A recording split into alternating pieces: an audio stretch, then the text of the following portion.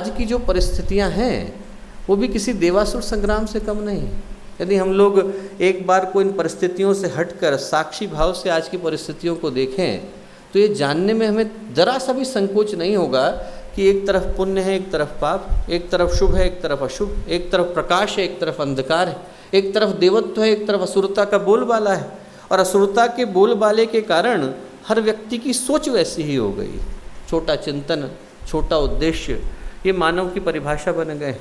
स्वार्थ है, संकीर्णता है, मैं और मेरा, इसका बोलबाला है और आदर्शों का दम घुटता सा नज़र आता है। पैसा बढ़ जाए, वैभव हमें मिल जाए, हमारी महत्वाकांक्षाएं पूरी हो जाएं, इस तरह के आंधी में आदमी सद्विचारों की, सद्भावनाओं की, सत्कार्यों की, सदाचार की अर्थी निकालने को तैयार है। किसी को फ़र्क नहीं पड़ता दोस्तों। यदि आदमी को लगता है कि मेरी इच्छाएं पूरी होती हों, मेरी कामनाएं पूरी होती हों, तो प्रकृति एक तरफ को चली जाए, परमात्मा कहीं और को चला जाए, मानवता, आत्मीयता, अपनत्व, धर्म, न्याय, नीति, सदाचार, इनको आदमी भुला देने को तैयार है। उसको इनका कोई वजूद दिखाई नहीं पड़ता। और इन सब का जो दुष्परिणाम है वो हम लोगों की आंखों के सामने है। हर घर लंका में बदलता जा रहा है और हर चौराहे पे महाभारत घटती दिखाई पड़ जाती। पहले के समय में आपको रावण से मिलना था तो लंका की यात्रा करनी होती थी।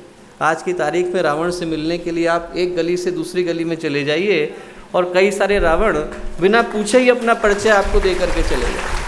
पूछने की आवश्यकता नहीं पड़ेगी। वो अपने बात करने के तरीके से, अपने कहने के तरीके से, अपने सोचने के तरीके से, अपने दिखने के तरीके से हजार बार आपको याद दिला जाएंगे कि रावण गया नहीं है, यहीं पर मौजूद है। वो जो रावण है दोस्तों, कम से कम उस जमाने का रावण, जो त्रेता का रावण था, वो शिव भक्त था, वेदों का भाष्य करने वाला था, ऋषि का पुत्र था, गंभीर विद्वान था, उत्कट तपस्वी था। और सीता जी का अपहरण करने के बावजूद उसने उनकी इच्छा के विरुद्ध उनको हाथ नहीं लगाया था। मैं रावण की तारीफ नहीं कर रहा, पर आपको अंतर बता रहा हूँ कि त्रेता के युग का रावण तो ऐसा था और आज के युग के जो रावण हैं उनसे आप कहो कि साहब तपस्या करनी है तो उनको लगेगा कि किसी टीवी सीरियल की एक्ट्रेस की बात हो रही है, नाम ही नहीं सुना तपस्या क्या है। उनसे आप कहो कि चारों वेदों के भाष्य की बात है तो चारों वेदों का नाम बताने में 4 युग लग जाएंगे। और पराई स्त्री को छूना तो बहुत दूर की बात है, इनके हाथों से तो घर की बेटियां भी सुरक्षित नहीं। ये जो परिस्थितियां हो गई हैं दोस्तों, इन परिस्थितियों में स्वाभाविक था कि इन विषम परिस्थितियों को कोई बर्दाश्त नहीं करता। भगवान क्यों बर्दाश्त करेंगे, ऋषि मुनि अवतार क्यों बर्दाश्त करेंगे। तो ऐसे समय में अवतार के रूप में, प्रज्ञावतार के रूप में परम पूज्य गुरुदेव को इस कार्य का शमन करने की जिम्मेवारी सौंपी गई। ये जो देवासुर संग्राम चल रहा है, इस युद्ध के सेनापति का दायित्व उनको मिला है, कहने में मुझे कोई संकोच नहीं। और मैं तो खैर बहुत छोटा सा व्यक्ति हूँ दोस्तों।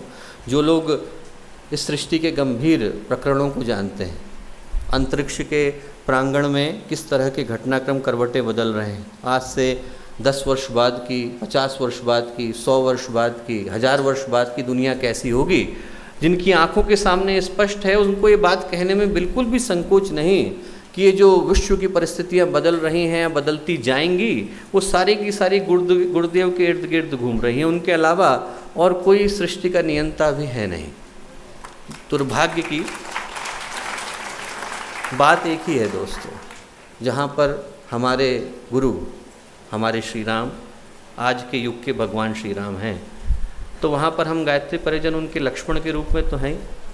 और दुर्भाग्य की बात यह है कि आज की परिस्थितियों में जब ये देवासुर संग्राम अपने चरम पर है, जहाँ पर हमें अपने श्री राम के साथ लक्ष्मण की तरह सहयोगी की भूमिका का निर्वहन करना चाहिए था, वहाँ पर हम लोग अपने महान महान उत्तरदायित्वों को भूल कर न जाने किस बेहोशी की अवस्था में चले गए।